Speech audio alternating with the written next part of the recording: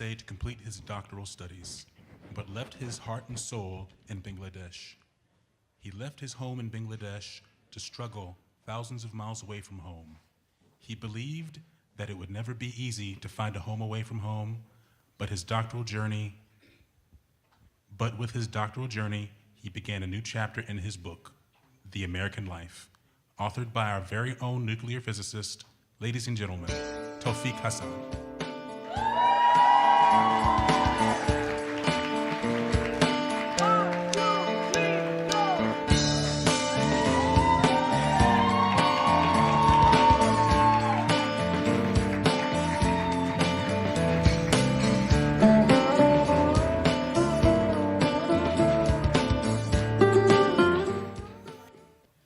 Good evening, everyone.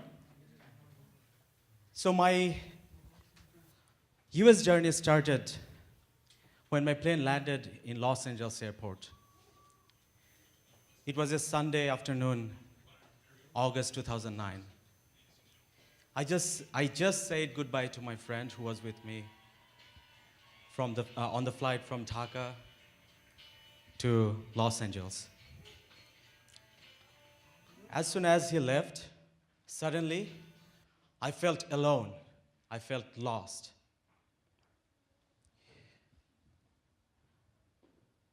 It's a bizarre feeling. If you want to experience it, go to a country, go to a foreign country, all by yourself. I was in the airport for 1 more hour for my next flight, and it was the longest 1 hour in my life. I should mention that I have aviophobia, so I get very anxious during the takeoff and landing. So I was on the plane. The plane was about to take off. I closed my eyes. My hands were shaking. My heart was pounding. I was very nervous. And then I hear this. Then I hear that someone is telling, "It will be over soon. You can hold my hands if you want." I opened my eyes and I saw that the lady who was sitting beside me, she was trying to help me to overcome my fear. Her name was Sarah. I'll never forget her name. I had some goals. My primary goal was to finish my graduate studies.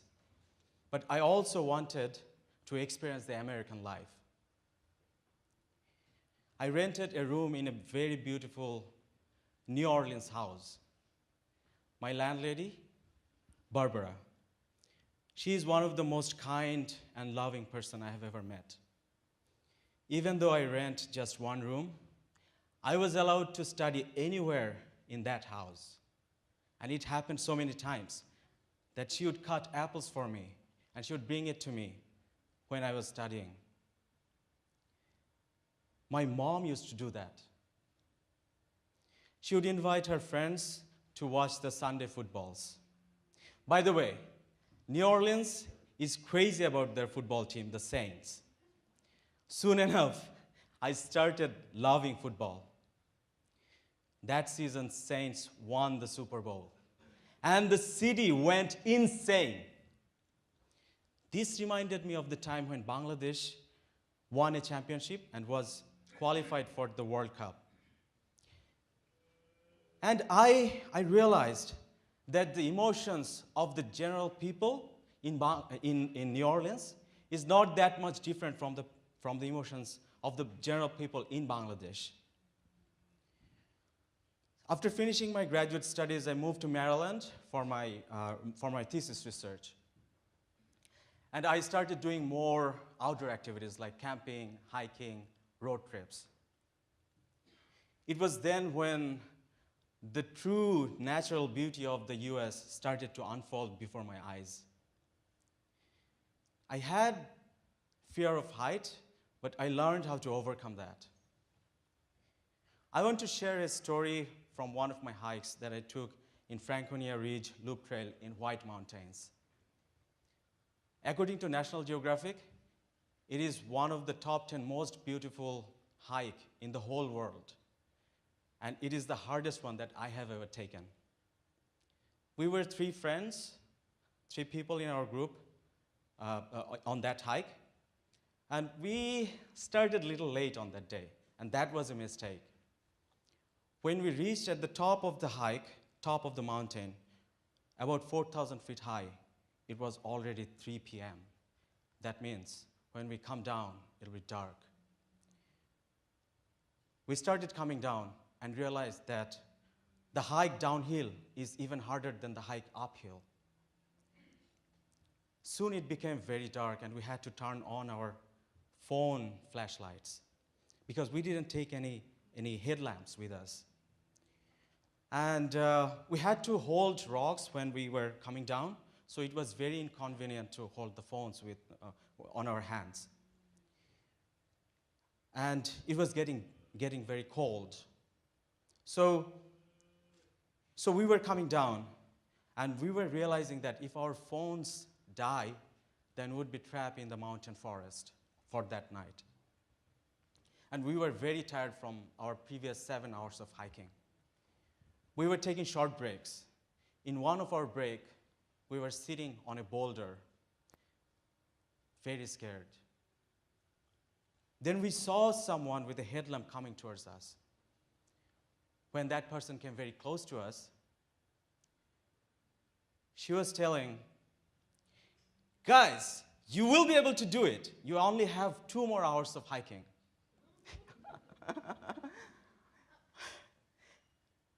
She also offered one of her backup headlamp, and we gladly accepted that help. And we thanked her. Her name was Lucy. I'll never forget the starry nights of Bar Harbor in Maine. I'll never forget the sweet sound of water, the sweet sound of raindrops on a lake in Colorado, or the smell of wildflowers in the forest of New Hampshire. From the top of Rocky Mountains to the bottom of Grand Canyon, from the meadows of Shenandoah to the bayous of Louisiana, from Niagara Falls all the way to Key West, from the prairies of Nebraska to the valleys of California. Everywhere I went, I was amazed. I was mesmerized. I was spellbound by the natural beauty of the US. But most of all, I was very pleased, I was very thankful that I met so many amazing people along the way. They were always willing to help me. People like Barbara, people like Sarah, people like Lucy, they are the one who make America great. They are the one who make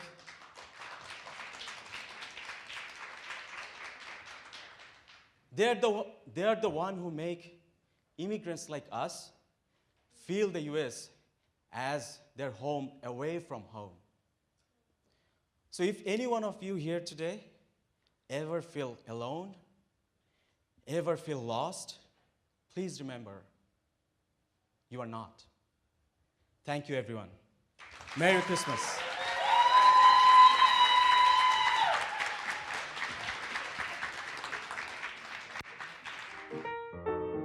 So here you go. Bari Kinle Bhaijan ke call diyen. You know who he is, right? Huge round of applause for Kamrul Khan Lincoln. And then the next is Taufique Mateen. Call him if you need mortgage from the Commonwealth Mortgage.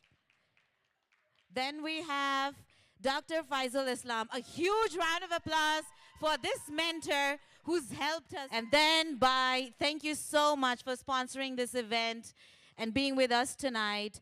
And then our technical sponsors, of course, KPAG, for making all this lights, sounding, and everything sounding like a dream come true. And thank you so much.